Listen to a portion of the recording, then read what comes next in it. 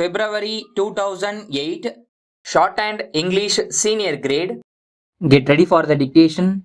10 seconds. 5 seconds. Start. Mr. Speaker, sir, we are considering the appropriation bill with reference to the supplementary grants. I was hoping that at least one honorable member would refer at least to one item in the supplementary grants and make some concrete suggestions, but I was disappointed. I would request honorable members to bear in mind that we have to follow the rules of debate at least to some extent. It is not as if the minister can answer any point at any time. We come prepared with reference to the subject matter which is to be discussed. So, honorable members should not feel sorry if I am unable to reply to some points raised here. I am grateful to the Deputy Leader of the Opposition for his constructive speech. After all, we are interested in the welfare of the people and all of us are eager that our country should prosper. We want that the various needs of the people should be met.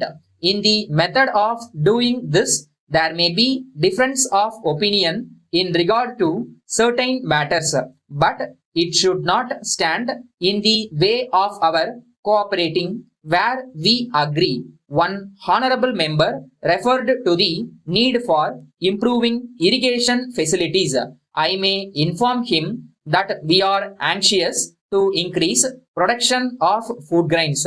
The government will do their best to increase food production. If, as a matter of fact, food production can be increased in any part of the country by a simple scheme as suggested by him, we will look into the matter. Then, as regards bus transport, he referred to the attitude of the conductors towards passengers.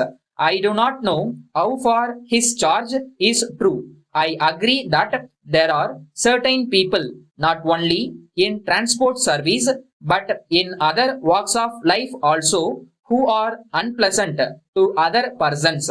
But I may tell the honorable member that if there are bad people in transport service, they should be looked. If he had brought to the notice of the government specific instances, we could have taken action, but he made only a general charge. I now come to the subject of loudspeakers. When one meeting is addressed by one party and another meeting which is held just nearby is addressed by another party, if loudspeakers are installed, it will result in shouting and confusion. It is our intention in permitting the use of loudspeakers that they should cause the least inconvenience to others. It is only with this object in view that the use of loudspeakers is regulated.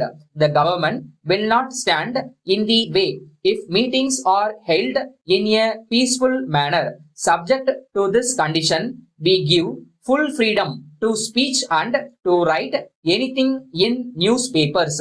We do not object to these things, but some restrictions are necessary to maintain law and order and to see that there is no breach of peace. It is only from that point of view that certain restrictions are imposed and they are in the interest of the community as a whole. If it is possible to make any relaxation, I shall gladly do it.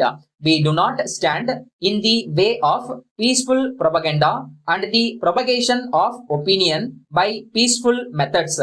I thank the honorable members for having cooperated with me and the government and for having made useful suggestions during the debate. We can take pride in the fact that our debate has been at a high level. I am sure that any stranger who has watched our proceeding will give a certificate to that effect. Letter from Ganesh Food Stores, Mumbai, to the Indian Biscuit Company, Pune. Dear sirs, we are very sorry to inform you that we have received a number of complaints from our customers to the effect that on opening the tins of cream biscuits sent by you, they found that the contents were in a very broken condition. In this connection, we may tell you that your consignment of these biscuits was delivered to us on 8th June. As soon as it was received, the boxes containing the tins were opened by our men in our presence, and at that time there were no signs of damage. We therefore assume that when the goods left you, they were already in a damaged state. We can sell these biscuits easily if they are up to the standard, but we think you will agree that their appearance and conditions are also important in the same manner as their taste. So, we are worried about the grievances of our customer. It is our usual practice to supply sound goods in exchange for the defective ones which are returned to us by our customers. But in this connection, we are not able to decide whether we should follow this practice when we think that the substitute goods may not be in any better condition. So, we shall be pleased if you let us know how you can help us out of our difficulty. Yours faithfully,